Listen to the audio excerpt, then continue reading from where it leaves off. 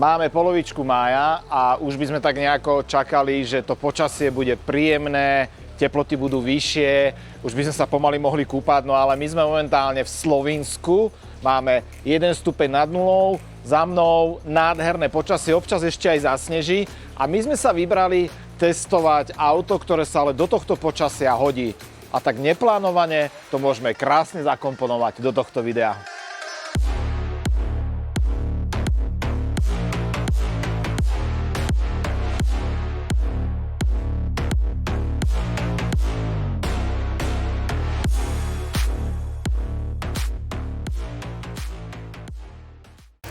No je toto možné? Ďalší? To by sa mu nestalo, keby nakupuje na filtreaoleje.sk. Dopraj aj ty svojej mašine len to najlepšie. filtreaoleje.sk.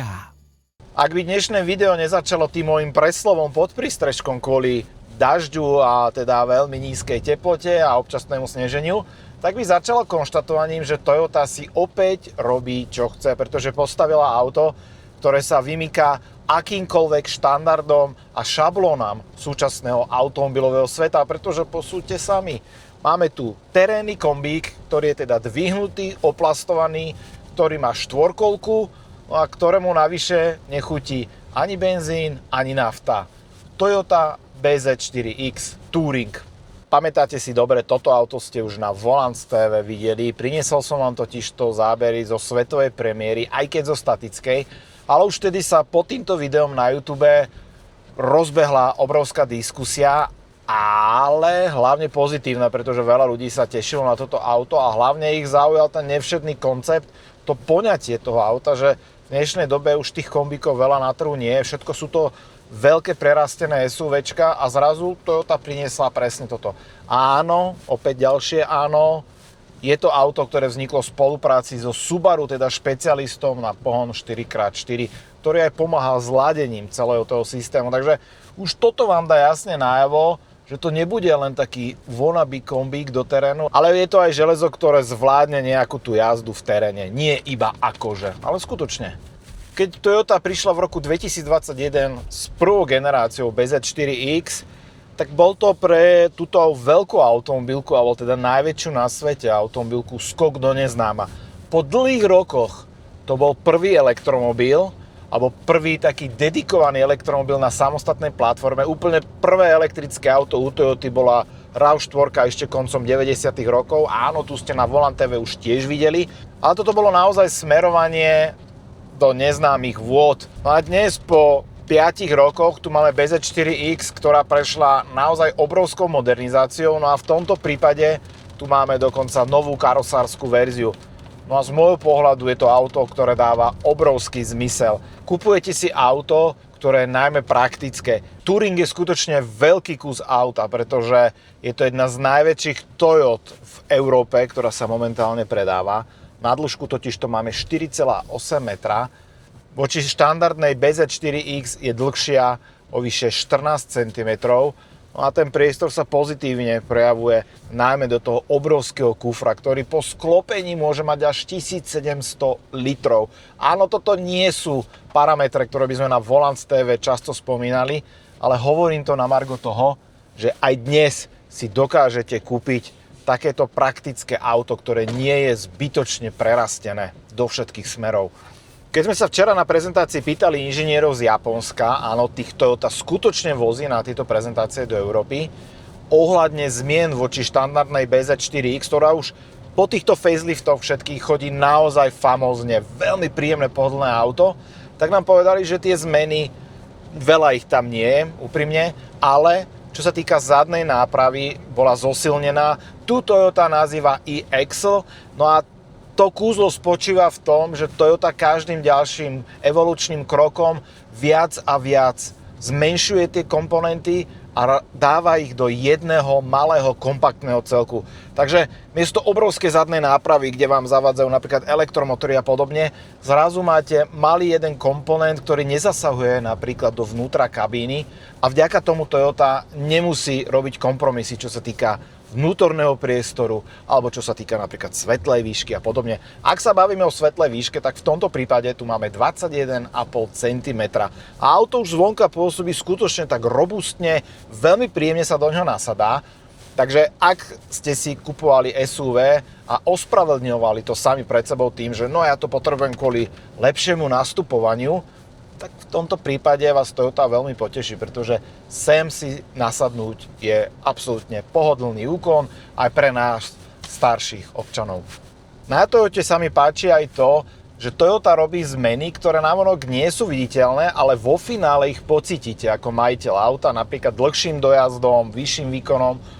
No a jedna z takýchto zmien medzigeneračných, ktorá sa tu udiala, je, že polovodiče boli nahradené novšou generáciou, čo vo finále znamená napríklad menší odpor a podobné veci. Takže naozaj vo finále vy to uvidíte na tom dlhšom dojazde. No a poďme k samotnému Touringu. Kúpite ho v dvoch verziách, obidve sú takéto drsné, oplastované, dvihnuté kombíky. Viete už z mojich x videí na Volant TV, že toto je presne parketa, ktorá mne sa páči. Voľakedy sme tu mali XC70, mali sme tu aj od cestierského Subaru niekoľko modelov, alebo Allroad od Audi a Toyota chytila tú hodenú rukavicu a pokračuje, ale teda s generačne úplne novým autom, s novou technológiou. Vy v každom prípade vždy budete mať k dispozícii takto oplastované dvihnuté auto, ale s jedným základným rozdielom. Buď to bude štvorkolka, alebo iba predný náhon. V obidvoch prípadoch budete mať rovnako veľkú batériu, ktorá je tá väčšia, ktorú ste si mohli objednať, BZ4X, ale tu si v zásade za ňu vôbec nepriplácate za tú vyššiu kapacitu. Hneď ju dostanete v obidvoch prípadoch. Čo sa však líši, tak to sú dojazdy, pretože štvorkolka logicky bude mať nižší dojazd voči prednokolke. Pri tom prednom náhone atakujete takmer 600 km dojazd, no a pri tej štvorkolke je to tesne nad 520 km. Ďalší rozdiel je vo výkone. Štvorkolka samozrejme má ten výkon vyšší voči prednému náhonu a takisto aj vďaka lepšej trakcii má lepšie zrýchlenie. A Toyota dokonca tvrdí, a keď si pozriete tie tabulky, tak si to potvrdíte, že toto je momentálne tá najrýchlejšia Toyota v Európe, ktorá sa predáva, s výnimkou GR modelov samozrejme, pretože ten model, ktorý my máme 380 koňovú štvorkolku, zrýchli z 0 na 100 za 4,5 sekundy. Samozrejme, ono to nie je len o tom šprinte z 0 na 100, ale aj o tej dynamike, o tej flexibilite, ktorú s týmto autom máte, keď potrebujete obehnúť nejaké to vozidlo na ceste alebo dlhší kamión. V tomto aute nemáte absolútne s tým problém.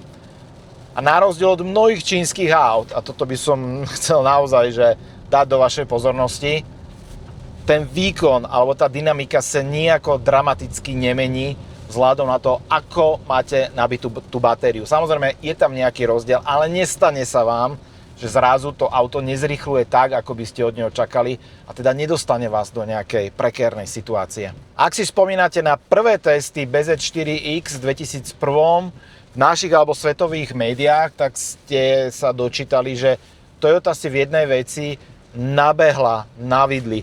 A to sa týkalo nabíjania. Bolo pomalé, boli tam obmedzenia, no skrátka, nebolo to ideálne. Toyota sa však poučila z tohto a pri Touringu dokonca deklaruje, že ak si zapnete predhrev, tak ani pri minus 20 stupňových teplotách prakticky vy v dĺžke nabíjania nepocítite rozdiel. To je mimochodom do 30 minút, takže celkom slušné. A hneď by sme tu mohli zo stola zhodiť aj jednu takú tému, že prečo by ste vlastne mali uvažovať o tom, že si kúpite štvorkolkový kombík, ktorý je navyše na elektrinu. Prečo práve na elektrinu? Veď tie dieselové kombíky dvihnuté boli skvelé.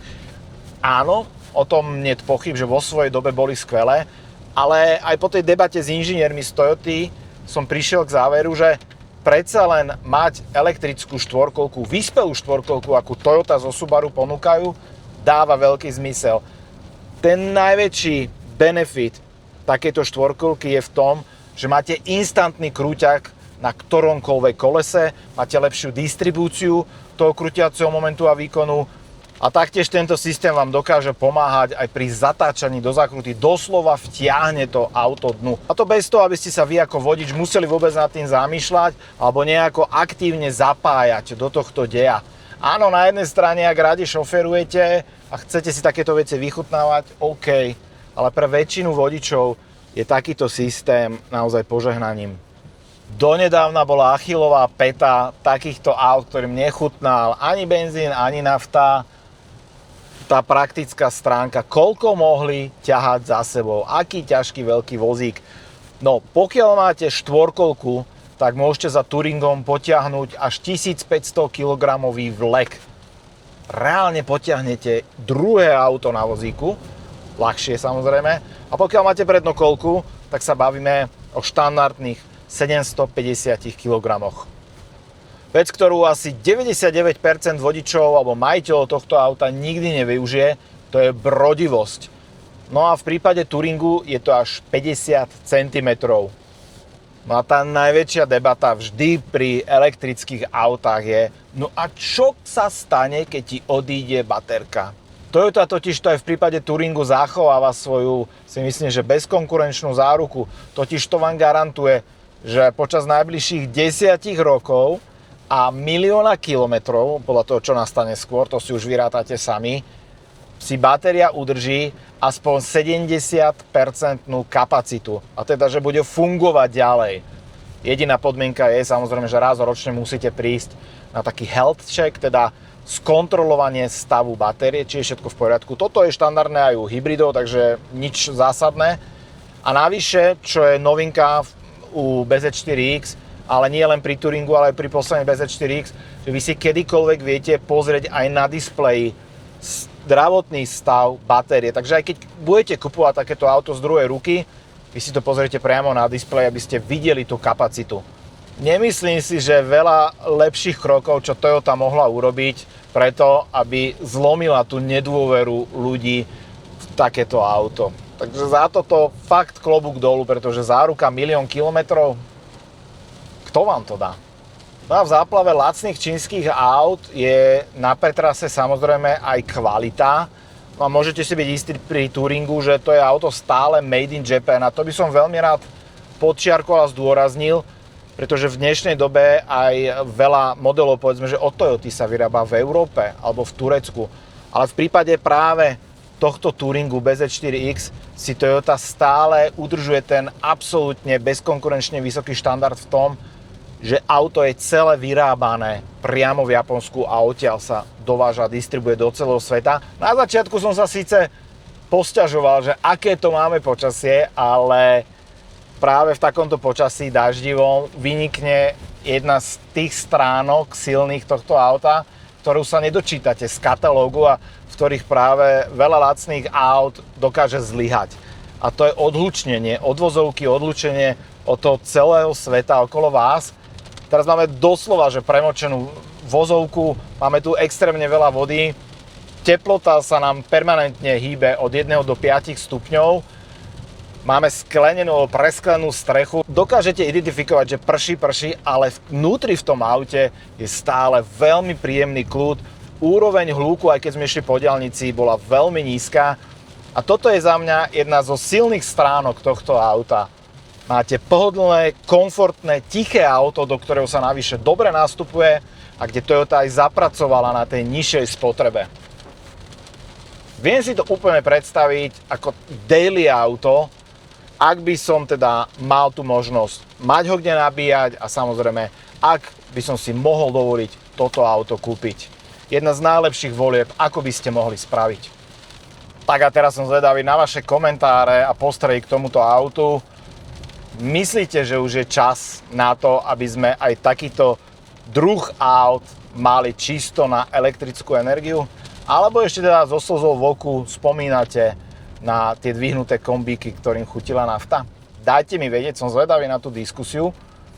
Lebo z môjho pohľadu stále to nebude samozrejme auto pre všetkých a masovo pre každého, ale môže to istej skupine potenciálnych klientov riešiť veľa problémov a môže to byť pre nich takmer dokonalé auto. Tak mi dajte vedieť vy, čo si o tom myslíte. No a ja sa idem ešte trošku povoziť v tomto daždi. No škoda, čakal som, že bude 25 stupňov, ale asi nemôžem mať všetko. Takže aj dnešná recenzia je najmä spoza volantu, lebo veľmi sa mi nechce ísť do toho počasia, vám do toho dažďa. Takže ďakujem veľmi pekne za pozretie a vidíme sa z BZ4X Touring onedlho pri takom dlhšom teste, domácom teste. Ahojte.